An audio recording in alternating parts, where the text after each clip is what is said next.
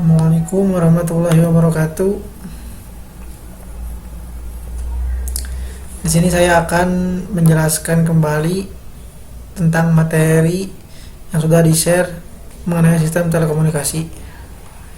Saya bersama teman saya bernama Robi Khalilo yang akan bergantian menjelaskan tentang sistem telekomunikasi ini. Pertama, apa sih sistem telekomunikasi itu? Sebelum mulai ke sistem telekomunikasi, kita akan belajar dulu dasar sistem telekomunikasi itu apa sih. Komunikasi adalah sebuah proses interaksi untuk berhubungan dari satu pihak ke pihak lainnya.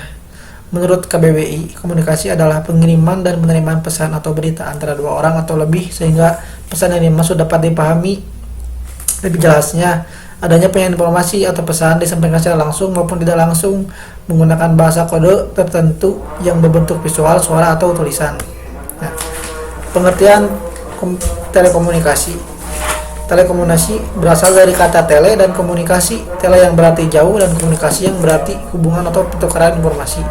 Berarti telekomunikasi adalah peristiwa pertukaran informasi komunikasi dalam jarak yang jauh. Nah, jadi sistem telekomunikasi adalah seluruh unsur atau elemen baik infrastruktur telekomunikasi, perangkat telekomunikasi, sarana dan prasarana telekomunikasi, maupun penyelenggara telekomunikasi sehingga komunikasi jarak jauh dapat dilakukan. Nah, ini terdapat 5 komponen pokok sistem telekomunikasi. Satu, di sini ada informasi, itu merupakan pesan yang dikirim atau diterima seperti suara, gambar, video, file, data tulisan atau teks. Kedua, pengirim atau pemancar. Itu gunanya untuk merubah informasi menjadi sinyal listrik, elektromagnetik, optik yang siap untuk dikirimkan. Yang ketiga, media transmisi. Ini media transmisi merupakan alat yang berfungsi untuk mengirimkan sinyal dari pengirim kepada penerima.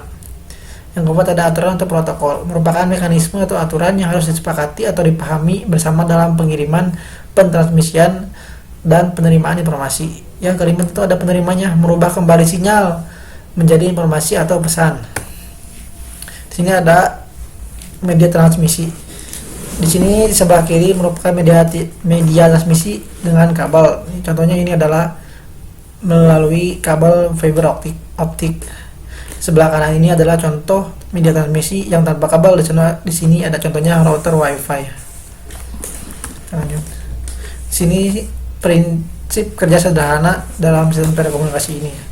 Di sini dibutuhkan media transmisi, kabel tembaga, kabel koaksial, kabel serat optik, udara atau radio dan lain yang baik agar gangguan selama proses transmisi melalui saluran atau media dapat dikurangi. Nah, contohnya ini adalah media transmisinya tadi menggunakan kabel fiber optik ya.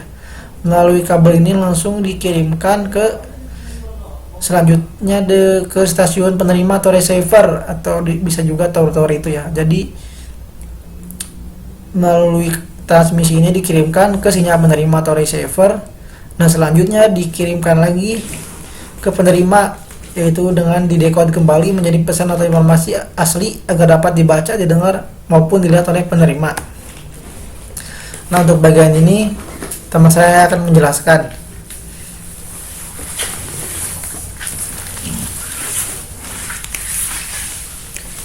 Baik, assalamualaikum warahmatullahi wabarakatuh. Sebelumnya perkenalkan, nama saya Robi Khalilo. Meneruskan apa yang dipresentasikan tadi oleh sama Wahyu Fauzi, kali ini saya akan coba menjelaskan tentang sistem telekomunikasi ini pada bagian sejarah. Baik, pada sejarah telekomunikasi ini, pada dasarnya telekomunikasi ini telah dikuasai orang asing ya sejak zaman kolonial, yaitu saat dimana Telkom yang baru berdiri. Indosat pun sejak awal lahirnya pada tahun 1967 tak luput dari peran modal asing. Baru pada tahun 1980 pemerintah Indonesia mengambil alih seluruh saham Indosat sehingga menjadi BUMN, badan usaha milik negara. Namun ternyata orang asing ini kembali lagi bermain pada tahun 1993. Saat itu kebijakan pemerintah RI menempatkan Telkom dan Indosat sebagai dua penyelenggara telekomunikasi lokal yang melakukan praktik monopoli.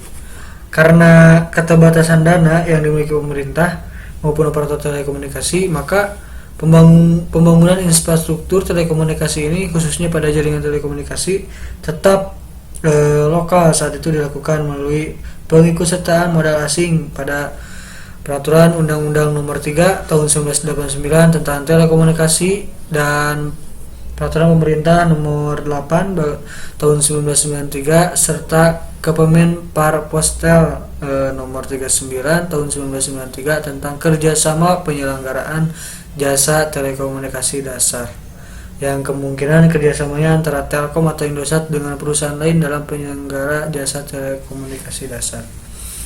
Oke, next. Apa sih arti penting dari telekomunikasi itu sendiri? Poinnya yaitu operasional dari masyarakat yang modern ini sangat tergantung pada telekomunikasi. Semisalnya local area network atau yang bisa kita sebut LAN ataupun WLAN. WLAN sendiri tidak jauh berbeda dengan LAN, yaitu masih area network ya, lokal area network, ataupun ini email, terus ada telepon, face email, and mobile telepon. Terus poin yang kedua yang berisi telekomunikasi ini memainkan peranan penting pada banyak bidang kehidupan sehari-hari. Beberapa contoh layanan yang tergantung pada telekomunikasi ini yang tergantung pada telekomunikasi ini diantaranya yaitu perbankan, automatic teller machine atau yang bisa kita sebut yang biasa kita kenal ATM. Terus m-banking, telebanking, internet banking ataupun SMS banking. Terus yang ketiga yang selanjutnya yaitu penerbangan ataupun pemesanan tiket ya, kayak tiket.com gitu kan, kayak Traveloka, kayak aplikasi semacam itu. Terus penjualan, penanganan pemesanan kayak semacam sekarang tuh kayak Bukalapak, kayak Shopee gitu kan. Terus pemesanan kamar hotel oleh agen-agen perjalanan ya, kayak semacam di aplikasi Traveloka ya gitu ya. Terus pembelian material oleh industri gak jauh beda, kayak sistem penjualan kayak dengan cara online. Terus pemberi operasional pemerintah seperti perpajakan dan sekarang tuh seperti pakai aplikasi ya, sistem pembayarannya gitu, kayak pakai di aplikasi Android yang ada. Terus pendidikan seperti sumber bahan ajar, sistem informasi pendidikan itu seperti yang biasa sekarang diterapkan ya semenjak adanya COVID-19, yaitu pembelajaran secara daring ya, itu bentuknya seperti itu. Lalu dengan perkembangannya sistem dan layanan telekomunikasi, di dalamnya itu ada beberapa yang bisa kita kenal. Yang pertama WAN ya, Wide Area Network. Itu artinya jaringan area luas, merupakan jaringan area luas ya. WAN itu yang bisa disebut jaringan komputer yang mencakup area yang besar. Sebagai contohnya jaringan komputer antar wilayah ataupun kota ataupun bahkan negara, atau dapat didefinisikan juga sebagai jaringan komputer yang membutuhkan router dan saluran komunikasi publik. Terus yang kedua ada local area network atau yang bisa kita sebut dengan LAN. Itu LAN ini adalah jaringan komputer yang menyambungkan komputer dalam area terbatas ya, seperti tempat tinggal, sekolah, laboratorium, kampus universitas ataupun gedung kantor. Terus yang ketiga itu ada WLAN ataupun wireless local area network. WLAN ini adalah jaringan komputer nirkabel yang menghubungkan dua atau lebih perangkat yang menggunakan komunikasi nirkabel untuk membentuk jaringan area lokal dalam area terbatas, seperti seperti rumah juga, seperti sekolah, laboratorium komputer, kampus ataupun gedung kantor. Gak jauh beda dengan contoh-contoh LAN gitu kan. Terus yang keempat ada World Wide Web atau yang biasa kita sebut WWW ya. Ini World Wide Web ini adalah ruang informasi yang yang sering dipakai oleh pengenal global yang disebut atau pengidentifikasi sumber seragam untuk mengenal pasti sumber daya yang berguna. Terus ada ADSL atau dalam singkatannya Asymmetrical Digital Subscriber Line. Ini artinya adalah salah satu bentuk dari teknologi digital subscriber line yang sifatnya ini asimetrik ya, sehingga data ditransferkan dalam kecepatan yang berbeda dari satu sisi ke sisi yang lainnya. Terus yang kelima ini ada yang kita sebut ISDN ataupun Integrated Service Digital Network. Ini adalah suatu sistem telekomunikasi di mana layanan antara data, suara, dan gambar ini diintegrasikan ke dalam suatu jaringan yang menyediakan konektivitas digital dari ujung ke ujung untuk menunjang suatu ruang lingkup pelayanan yang luas ya. Ada yang yang ketujuh itu ada amplitude modulation ataupun modulasi, atau yang disebut modulasi amplitudo adalah proses modulasi sinyal frekuensi rendah pada gelombang frekuensi tinggi dengan mengubah amplitudo gelombang sehingga frekuensi tinggi tanpa mengubah frekuensinya. Frekuensi rendah ini bisa disebut isyarat pemodulasi, dan frekuensi tinggi ini adalah sebagai pembawa. Itu ya. Selanjutnya ada frekuensi modulation. Frekuensi modulation ini adalah suatu metode untuk mengirimkan isyarat frekuensi rendah dengan cara modulasi frekuensi gelombang pembawa frekuensi tinggi. Kecepatan sudut pembawa dibuat berubah-ubah dengan amplitudo isyarat pemodulasi.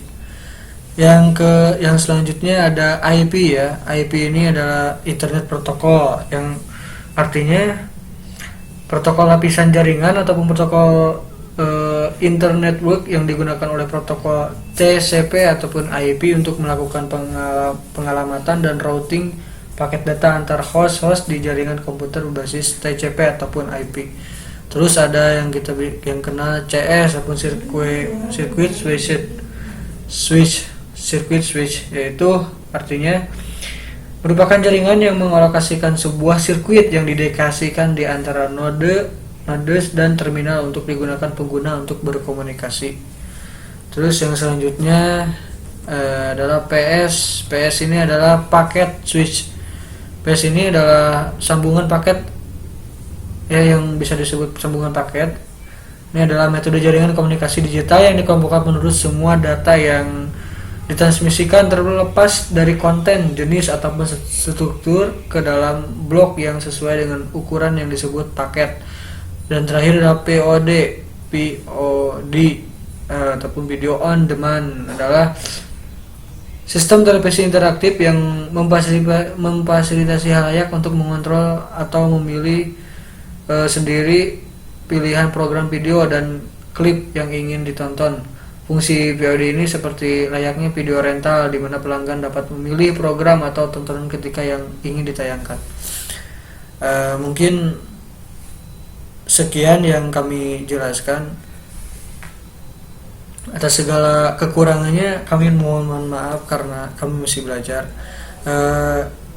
Apabila ada suatu pertanyaan berupa kritik, kami terima dan silahkan cantumkan di kolom komentar.